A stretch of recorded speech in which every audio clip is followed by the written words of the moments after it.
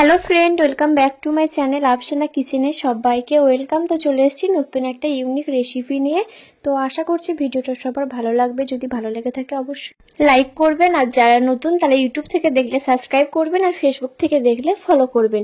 তো প্রথমে এখানে ময়দা নিয়েছি, তারপরে দিয়ে দিলাম লবণ স্বাদ অনুযায়ী, আর দিয়েছি কালো জিরে। তো এটা পুরোপুরি অপশনাল, আপনারা চাইলে দিতে পারেন আর না চাইলে না দিতে পারেন। তারপরে দিয়ে দিলাম সাদা তেল। তেলের পরিমাণটা কিন্তু আমি অনেকটাই দিয়েছি, আপনারা একটু বেশি করে তেলের পরিমাণটা বাড়িয়ে দিবেন। তো তারপরে ভালো করে ময়াম দিয়ে নিচ্ছি, আর এখন আমি অল্প অল্প পানি দিয়ে একটা ডো করে নেব। তো পানিটা অল্প অল্প করে দেওয়ার চেষ্টা করবেন, একবারে দিয়ে দেবেন না, তাহলে কিন্তু ডোটা নরম হয়ে যাবে। তো তারপরে আমি রেস্টে রেখে দেবো আধ ঘন্টার জন্য, আর এইদিকে আমি ভিতরের পুরটা তৈরি করে নেব।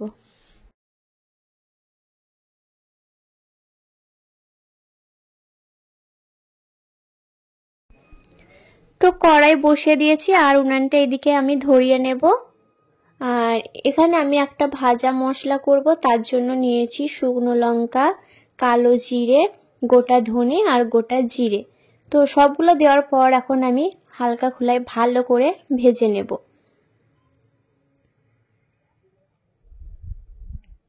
তো আমি হালকা করে একটু ভালো করে ভেজে নিচ্ছি। তো আমার ভেজে নেওয়া হয়ে গেছে, আর এই যে দেখো জাহান। আর এদিকে আমি মশলাটা একটু ঠান্ডা করে নেব, তারপরে বেটে নেব। তো আপনারা চাইলে মিক্সিং জারেও করে নিতে পারেন। তারপরে দিয়ে দিলাম কড়াইয়ে সরিষার তেল। তো তারপরে ডুমো ডুমো করে আলু কেটে রেখেছিলাম, সেই আলুটা এখন আমি দিয়ে দিলাম। তো আলুটা দেওয়ার পর একটু ভেজে নিয়ে দিয়ে দিলাম স্বাদ অনুযায়ী লবণ, 1 চামচ হলুদ গুঁড়ো। তো তারপরে আবারও ভালো করে ভেজে নেব। এই পর্যায়ে দিয়ে দেব ফুলকপি, এখন শীতকাল মানেই কিন্তু ফুলকপি। তো এইদিকে আমি মশলাটা গুঁড়ো করে নিচ্ছি। তো মশলাটা ভালো করে গুঁড়ো করে নেওয়া হয়ে গেছে, এখন আমি তুলে নিলাম। আর দিয়ে দিলাম কিছুটা বাদাম। তো আমি চীনা বাদাম অ্যাড করেছি, আপনারা চাইলে যে কোনো বাদাম দিতে পারেন। তারপরে দিয়ে দিলাম ভাজা মশলাটা, আর ওপর দিয়ে দিয়ে দিলাম ধনেপাতা কুচি আর কাঁচা লঙ্কা। তো হয়ে গেছে, এখন আমি তুলে নেব।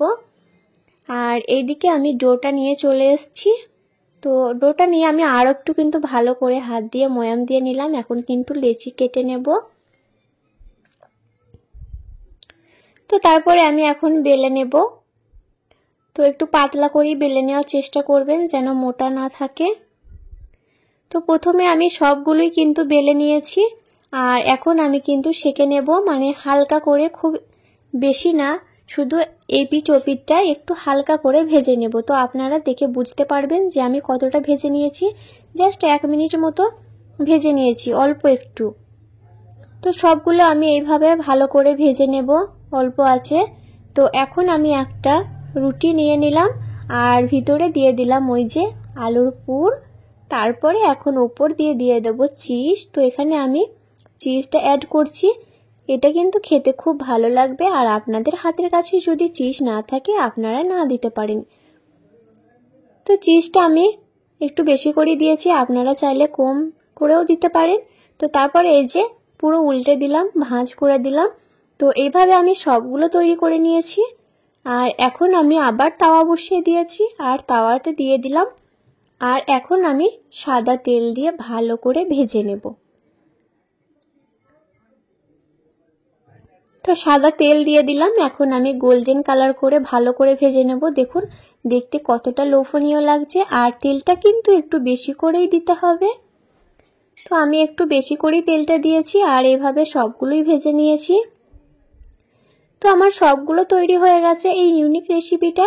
তো আমার এই ইউনিক রেসিপিটা কেমন লাগলো কমেন্টে অবশ্যই জানাবেন। যদি ভালো লেগে থাকে একটা লাইক করবেন, আর নেক্সট ভিডিও কি দেখতে চান সেটাও কমেন্টে জানাবেন। আমি চেষ্টা করব আপনাদের সাথে শেয়ার করার। তো ভালো থাকবেন সবাই, আল্লাহ হাফেজ।